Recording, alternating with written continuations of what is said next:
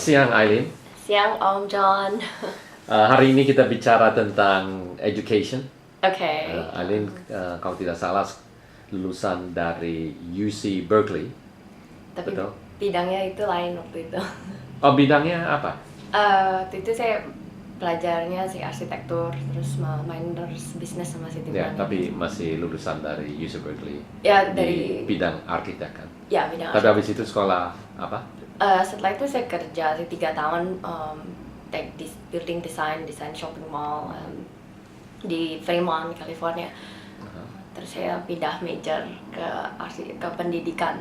Education. Di Pendidikan. UC Berkeley juga? Bukan, di San Francisco State University. Ah, Sini, oke, di San dekat. Francisco, ya dekat sekali. Oke. Ya. Jadi waktu datang ke Amerika, Aileen umur berapa? 18. 18 tahun. Ya. Langsung dari high school di SMA di. SMA-nya lulus di Jakarta. Wait, back up a little bit. Mau answer yang kenapa dari arsitek ke pendidikan. Right.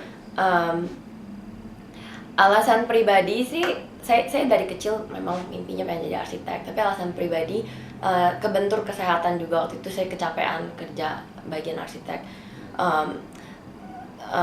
Tapi selain daripada itu, saya juga merasa panggilan hidup saya berubah somehow. At certain point, arsitek itu kan kalau bahasa Inggrisnya you beautifying the environment, you build things, the design stuff to make it pretty, the landscape and the building and all that.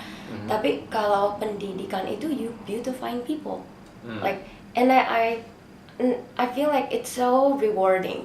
Kalau misalnya kita ngomongin soal arsitek, kita bakal mesti touch upon like gimana nih working strukturnya bagaimana, bukan cuma desain kan, mechanical-nya gimana, electrical-nya gimana, kalau seandainya bikin bangunan satu, tempat parkirnya cukup nggak, for example. Tapi kalau kita ngomong soal manusia, pendidikan itu bukan cuma satu hal manusia gitu aja, what is holistic education. Kita ngomonginnya mengenai bagaimana brain development, psychology, biology, nutrition, environment, like social environment. Manusia itu sendiri itu kita bisa lihat dari beberapa segi, IQ, for example, intellectualnya, EQ, emotional quality-nya, SQ, social quality-nya. Jadi manusia itu sangat-sangat menarik. Kalau saya selalu merasa membandingkan antara arsitektur dan pendidikan, memang itu is totally different thing. Tapi saya suka pikir, iya ya, kalau kita mau bangun skyrise building. Kebetulan fiancé saya tuh desainnya skyrise di Hong Kong. Itu selalu kita masih pikir mau bangun ke atas, kita harus pondasi ke bawah lebih dalam lagi. That's how you build a tall tower. The higher you build, the deeper your foundation. Kalau manusia itu bagaimana? Bagaimana membangun manusia seutuhnya? Maksudnya manusia yang bisa berguna bukan cuma bagi diri sendiri atau keluarga, tapi bagi bangsa dan negara atau bagi dunia. Itu fondasi apa? Fondasi apa yang kita mesti perbuat atau perbaiki to make such a human being? Bukan to make, maksudnya to nurture. I think this is gonna be very interesting study. Memang fokus saya early childhood education karena pendidikan yang paling dasar itu brain development is from 0 to 5. Some people would say to 7, but generally to 5 karena brain development their increase rapid development is from the infancy all the way to 5. Kita mold all of that emotionally, Sampai umur socially. 5 tahun ya? Ya, dan setelah yang itu penting gitu. Ya, karena saya mau fokus ke sana. Memang orang pikir nggak banyak uangnya, Pak, apalagi guru TK, right? Yeah. Gaji paling rendah. Tapi ternyata itu yang paling penting. Nah, terutama di Indo, kebetulan saya terima kasih banget Om kasih kesempatan saya untuk interview.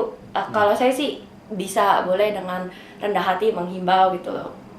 Kalau punya anak kecil, spend more time. Even though maminya sibuk atau apa, that's the most important time.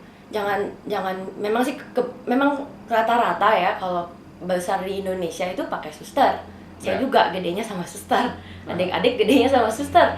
Saya suka diskusi sama Mami, kok dulu pakai suster sih? Padahal kan saya belajar sekarang ternyata boleh pakai suster tapi mesti hands on, for example. Jadi maksudnya lebih baik pada waktu infancy sampai umur 5 lebih baik ibunya sendiri atau bapaknya sendiri yang ikut interact sama anak daripada suster, bukan? Sama-sama. Ini kita ngomong apa yang Aileen belajar dari sekolah, sebab mungkin suster mereka punya interaction nggak seperti orang tua atau gimana? Sama-sama sih, maksudnya kadang-kadang sibuk kan, kebentur juga sibuk. Sibuk, ada karir lah, orang tuanya, mamanya pintar. Jadi bagaimana bisa develop, terutama yang antara bayi sampai umur 5 tahun agar otaknya lebih berkembang gitu, lebih develop gitu. Ada kalau yang dari saya belajar tuh namanya teori attachment. Bilang apa? Teorinya attachment itu create a bonding with the children. Maksudnya bonding antara ibu bapak dengan anaknya. Bonding itu maksudnya spend the time together. Ya, jadi waktunya di invest ke anak ya, waktu untuk bermain atau waktu untuk belajar bersama atau apa, coba kasih contoh. Ya, sebelum kasih contoh, mohon maaf dulu, saya sih nggak punya anak, jadi ini teori. Ya, teori yang Aileen belajar. Yang saya belajar ya. Dari, mungkin kalau saya jadi ibu, maybe my way of thinking change would be Oke, kalau jadi seandainya satu hari Aileen jadi ibu dan punya anak, bagaimana Aileen? Saya harap yang dengar nggak merasa ini so pintar, tapi just bagi-bagi yang udah belajar. Sekarang perbedaan budaya dulu ya. Kalau di sini, kebetulan saya ngajar di private school. It's very expensive private school. Cuma saya lihat orang tuanya itu sibuk banget, tapi begitu jemput anaknya atau begitu ketemu anaknya langsung hug and like, "Hi buddy, how are you today?" Or like, gimana apa anaknya tuh di respect banget. And it creates such a huge confidence in the child. Kalau kita lihat anak-anak yang gede di Amerika, kalau confident bahasa Indonesia apa? Confident, percaya dirinya tuh tinggi banget. Karena interaksi dengan orang dewasa, antara guru, antara orang tua itu respect banget sama anaknya. Tapi kalau seandainya kita mungkin pengalaman saya sendiri besar di Jakarta, di Indonesia, itu kebanyakan kita tuh sebagai anak kecil hormat sama orang tua, orang dewasa.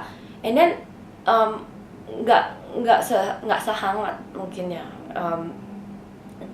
perlakuan yang maksudnya hormat nggak apa-apa kan? Hormat is good, cuma maksudnya tuh hangat gitu, kehangatannya nggak langsung peluk gitu loh. Jadi kurang. Agak kurang ya mungkin ya, atau mungkin keluarga saya nggak tahu deh, tapi agak kurang. Maksudnya umumnya lah gitu ya? Ya umumnya mungkin rada risih atau bagaimana gitu. Oke, jadi salah satu mungkin kebudayaan. Mungkin beda budaya juga. Terus apa lagi advice Aileen untuk child development? Selain interaction antara orang tua, bagaimana dengan sekolah? Apakah sebagai anak yang berumur 3-4 pelajarannya dipercepat atau gimana, atau belajar, ada juga bilang belajar beberapa bahasa. Apakah anak yang mampu untuk belajar atau mungkin memberi waktu untuk mereka bermain lebih banyak, gimana tuh Aileen? Ini seandainya Aileen punya anak, tidak, Aileen jalankannya gimana? Menurut teori yang Aileen belajar? I think it's like mesti for me I think we need to see each individual uniqueness, karena begitu anak lahir sudah ada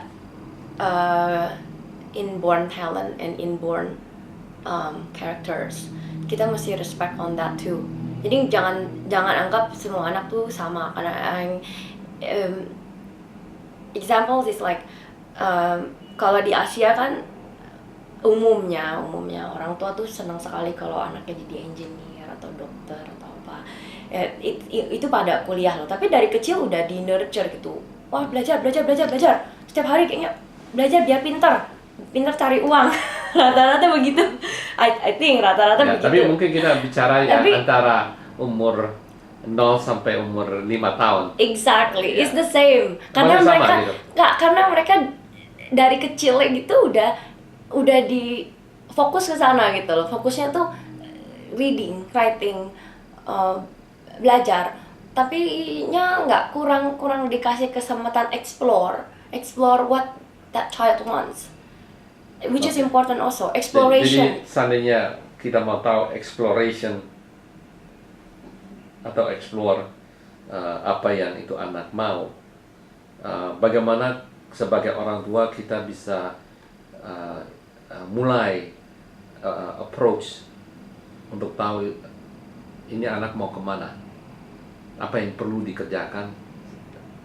Jadi orang tua mengerti, oh ini anak lebih ke seni atau lebih ke ke sains atau lebih ke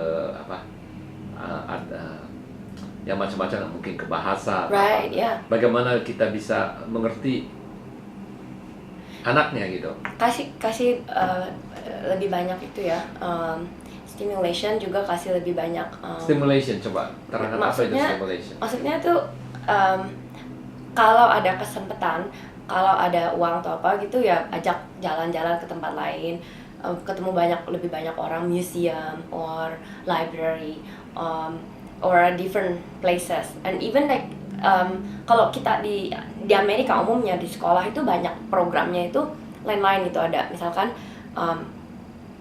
di sekolah saya sih ada yoga, ada musik, ada apa lagi ya waktu itu, yoga, musik, bahasa, foreign language, Spanish atau apa gitu. Ini sekolah kecil. yang private school ya. Oh ya, private school ya. Ya. Jadi sebisa mungkin kasih mainan, lewat mainan juga cukup baik juga. Mainannya lain-lain gitu. Kadang-kadang art, kadang-kadang Lego, kadang-kadang sport, misalkan kasih bola atau apa. Kita nggak tahu anak-anak demennya apa. Or manipulative, misalkan saya pengen jadi ini, saya pengen jadi itu. Anak kecil it's really cute, you know, they're really transparent. Tapi jangan sampai kita mold them just what we want, karena kasihan. Mereka juga ada keinginan sendiri, biarpun mereka masih segitu kecil. Respect for what the child wants. Ya, dia menghormati apa yang anak mau. Ya, jangan misalkan anaknya bilang, saya kita nanya gitu, mau nggak main ini? Bahkan main aja gitu. I set up stuff in the table gitu, terus aku tanya, do you wanna play? They said no. Ya udah gitu. Bukan jangan gara-gara saya guru. Oh, you better listen to me. Play or study. I'm the teacher, you are the student. Listen. You know, I change a lot of my teaching style because like of what theory I've learned, and also because of experiencing myself. You know how other teachers approach. Tapi kadang-kadang mungkin anak perlu dikasih guidance kan? Guidance is okay, yeah. Leadership atau satu petunjuk yang orang tua ingin ini anak jadi, mungkin bukan bilang harus jadi dokter, tapi mesti memberi satu guidance untuk mereka lebih giat belajar atau apa gitu. Menurut Alin gimana tuh? Guidance itu dalam sikap hidup, bukan guidance dalam interest, I would say.